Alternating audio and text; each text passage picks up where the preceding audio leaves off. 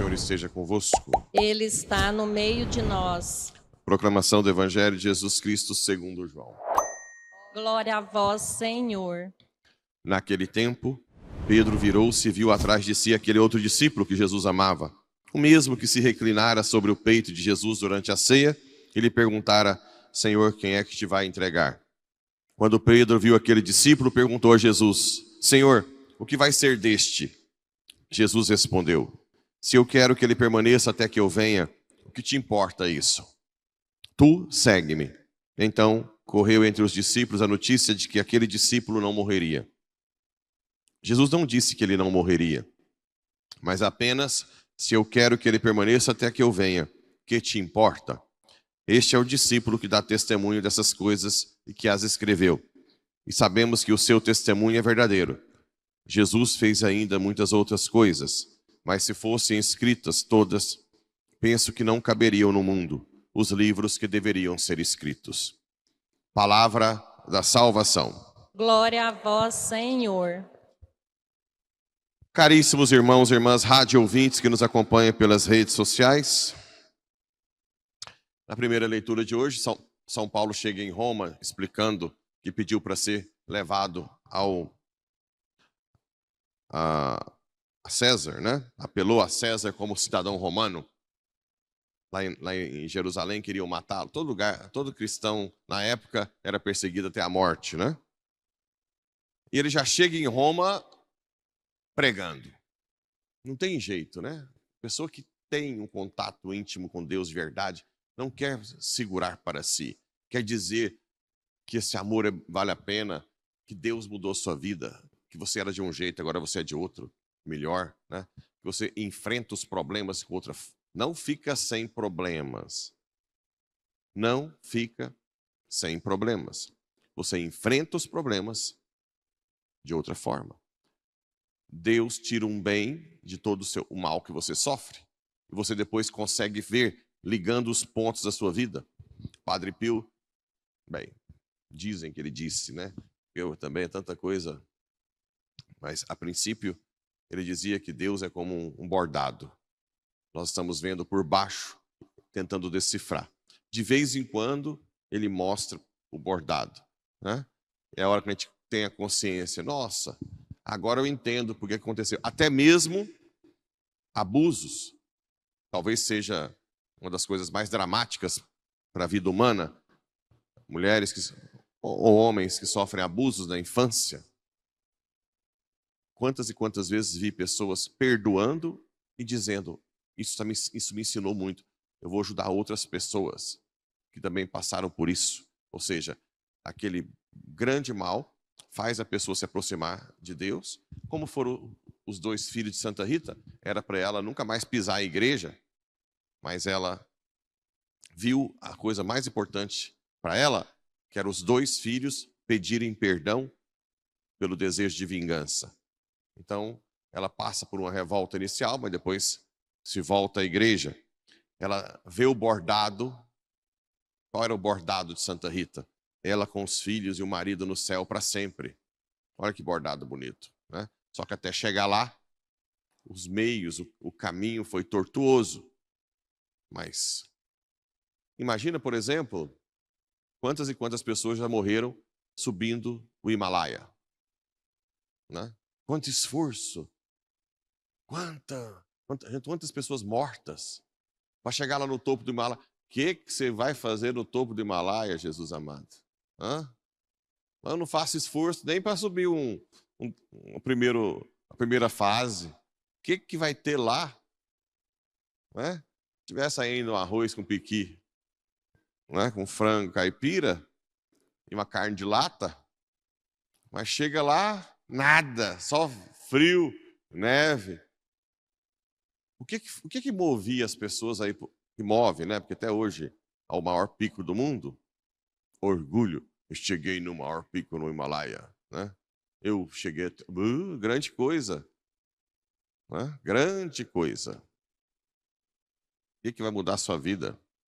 Agora, para o céu, ninguém quer se esforçar. No céu tem tudo. Bolo de chocolate, torta de alemã, torta holandesa. come, não tem diabetes, não fica barrigudo, não fica pirancudo, as mulheres aí, ó.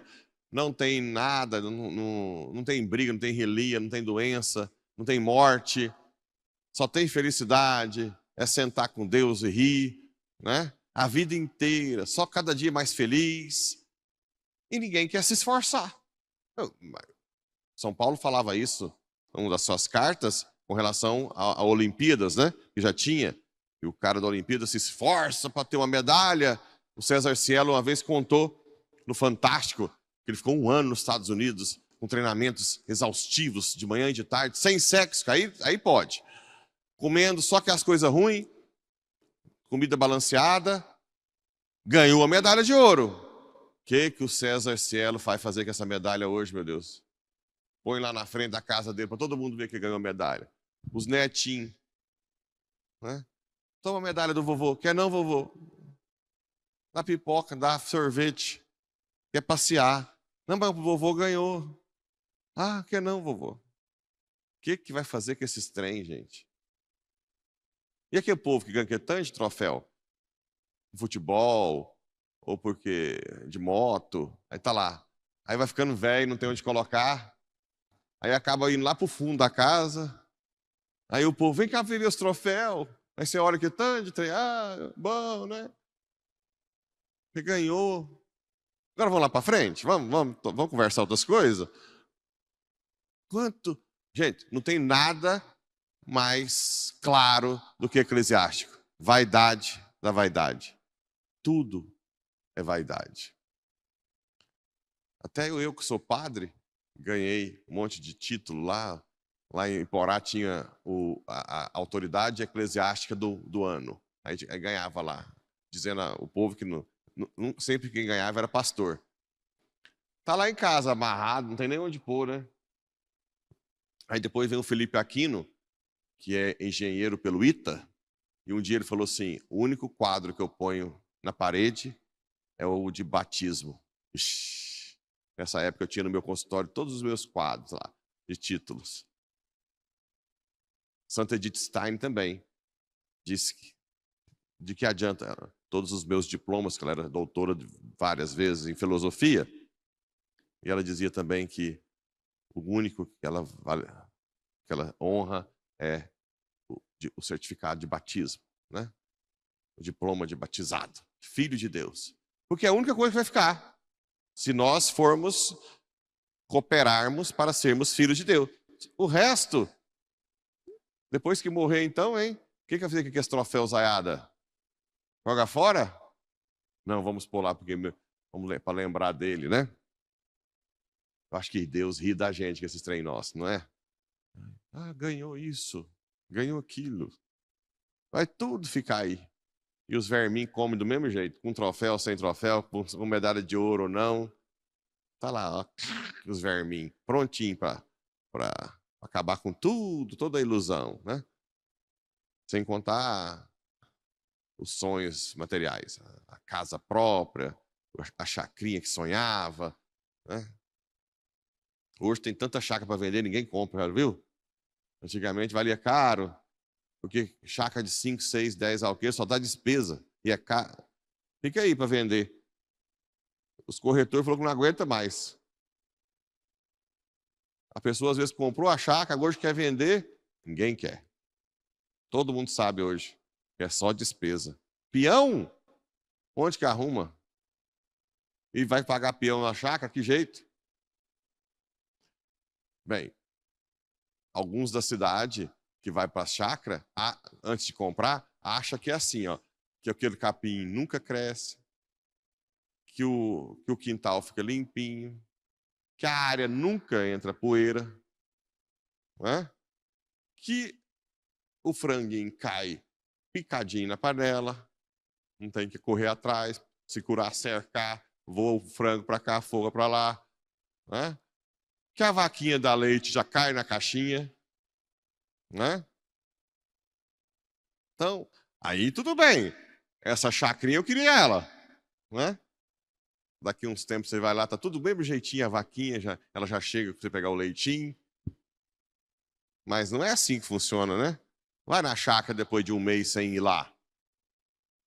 O que virou? tem que pegar na enxada, pegar na foice, limpar, varrer. Aí depois dá um ventinho em agosto, setembro, você acabou de limpar a área, limpinha. Aí vem aquele... Aí chega a comadre, você não está limpando a casa, não? Gente. Gente, mas acho que Deus deve rir de nós. Tanta gente com tanta preocupação com essas coisas. E ninguém querendo se esforçar pelo céu.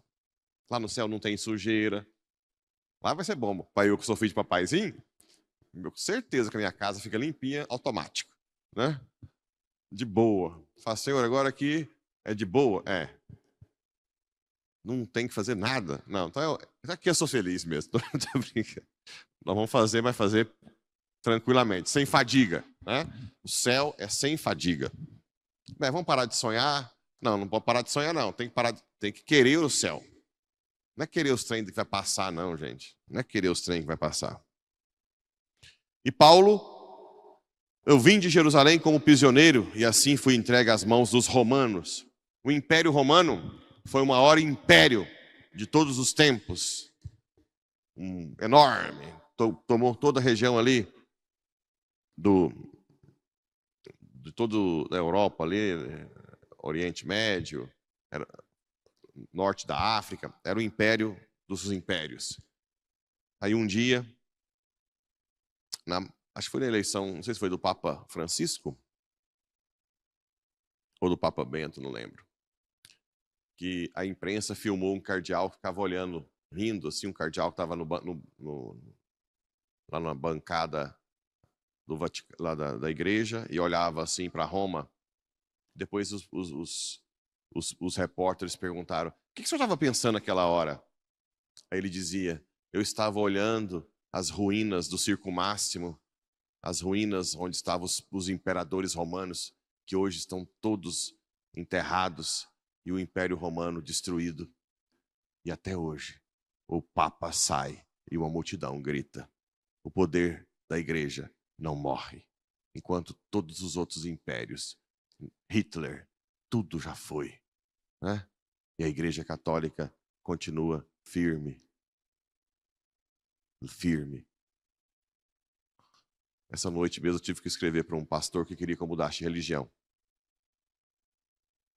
Aí eu falei para ele: como é que eu vou escolher uma religião que só tem numa cidade, ou só tem num estado, só tem num país, ou poucos países, e o resto? E hoje, que são mais de 44 mil, qual que é a boa? Qual que é a certa? A de quem grita mais? A de quem prospera? A mais antiga? Se for a mais antiga, é a Igreja Católica? Apesar de tudo, até hoje, a igreja está no mundo inteiro, com todas as perseguições. Se mata hoje na Nigéria, no Congo, os cristãos de uma forma absurda. E mais nascem católicos na África. De vez em quando eu vejo um padre no meio de uma cova, cheio de corpos, dizendo: eu quero louvar o Senhor. Nós nunca o abandonaremos. Talvez hoje a África é o país que mais consola o coração de Deus, pela nossa moleza de não querer lutar nem sofrer pelo reino dos céus. Os impérios caem, né? Bem, e aqui nós temos no Evangelho Pedro se preocupa com João. E esse aí, o que vai ser dele? Jesus diz: o que te importa se eu quero que ele fique até que eu volte? Mas será o que é isso? Né? Bem, João foi o que mais viveu, é o discípulo amado. Uma coisa a gente nota, né? Quanto mais Jesus ama, menos a gente sabe da morte. A gente não sabe como é que simplesmente José para de aparecer. Ninguém sabia da morte de Nossa Senhora. Tanto é que por muitos anos, e até hoje, tem um pouco da devoção à dormição de Maria, como se ela não tivesse morrido. Papa João Paulo II diz que não. Mesmo que ela não tenha pecado original, como Jesus morreu, ela quis ser solidária, corredentora, né? E morreu também. Então é mais provável que ela tenha morrido. Mas Deus não toca neles, né? Deus não fala tanto.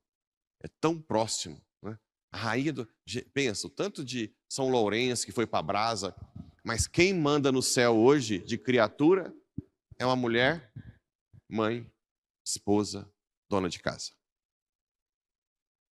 Que nunca foi relatado um milagre. Que nem foi relatado como ela morreu. Porque ela amava tanto o Senhor. Aqueles que ele mais ama, José e Maria, são os mais poupados na Bíblia. Os mais discretos. Né? São os menorzinhos, os pequenos. Né?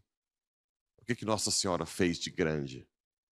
Amamentou o Senhor, deu papá, limpou, varreu, né? Fez comida para São José, para ele. Amava. As coisas mais singelas. Por isso que tem que tomar cuidado. Os santos não são desencarnados. Né? Eu tenho muito medo de questão de... na verdade, eu não faço nada especificamente para redes sociais. Eles cortam as homilias que eu faço aqui. Porque eu tenho muito medo de desencarnar. Imagina daqui a pouco, não, tem um negócio na rede social agora. Não, agora eu não vou aí, tem um programinha na rede social. Não, agora... E aí, aquilo que é o dia a dia, o simples, o atendimento, a visita, a confissão, escondido. Os padres mais famosos na santidade eram os padres que ficavam no confessionário, escondidos. Né? Padre Pio, o patrono dos sacerdotes, São João Maria Vianney, Leopoldo Mandic, que é outro confessor. Dos leigos, quem são os maiores santos de Bom Jesus? São os que rezam primeiro. Sem rezar não tem jeito, viu? Falar que tem santo aí que não reza, esquece. Que não vem na missa, que não confessa, não confio. Não confio. Não confio em ninguém que não reza, viu? Pode ser é bonzinho, não reza, não. Porque ninguém presta por si só. Mas são os que mais rezam, mas depois fazem as coisas ordinárias, simples, com amor. Que cozinha com amor. Que limpa o banheiro. Esse banheiro de macho terrível. Né? Vai lá e não reclama deles. Nem põe uma plaquinha lá nas casas. Não tem a plaquinha, né? Que tem nos banheiros públicos. E vai caladinha, por amor. Que trabalha no dia a dia, no seu trabalho, por amor. Que atende um cliente por amor. A pessoa que faz as coisas ordinárias com amor. São essas as pessoas mais santas. Não existe pessoa que está rezando, depois é péssimo, não cuida bem da sua casa, não cuida bem do trabalho, dos seus filhos, do marido, da esposa. Isso não existe. Né? Não existe santo que maltrata a esposa. Santo que maltrata o marido. Santo que chifra. Não. São as pessoas que fazem o ordinário. As coisas pequenas, né? Que seja aquele franguinho caipira branco boiando, desde que seja feito com amor, né? E o marido ainda chega e tem que elogiar. Que frango branquinho, eu nunca vi ninguém que fizesse um frango caipira tão branquinho como esse. Deixa eu te dar um beijo. Né? Depois você vai lá e joga escondido o frango fora, vai dar um beijo nela, abraça, fala que foi uma gracinha. Fez que frango caipira. São esses os mais felizes. Aqueles que vivem o ordinário, o pequeno, com amor, né? Que trata bem, que fala que ama seu filho. Não é que dá presente para o filho, mas que fala que ama seu filho, que ele é importante, que você daria a vida por ele, você sofreu no parto, mas você sofreria de novo por tê-lo em casa contigo. Pensa, é a família mais feliz, que reza junto, vem na igreja, mas que depois faz coisas extraordinárias? Não. Faz as coisas... Se você já tiver dado o azar de comprar a chacrinha que você sonhou, agora se vira. Cuida da chacrinha. Varreu, sujou de novo, à tarde, vai lá e joga água de novo. Mas faz isso com amor. Pede a força de Nossa Senhora. Senhora, deixa eu cuidar dessa chacrinha que eu sempre sonhei até morrer. Minha vontade agora é vender e não dou conta.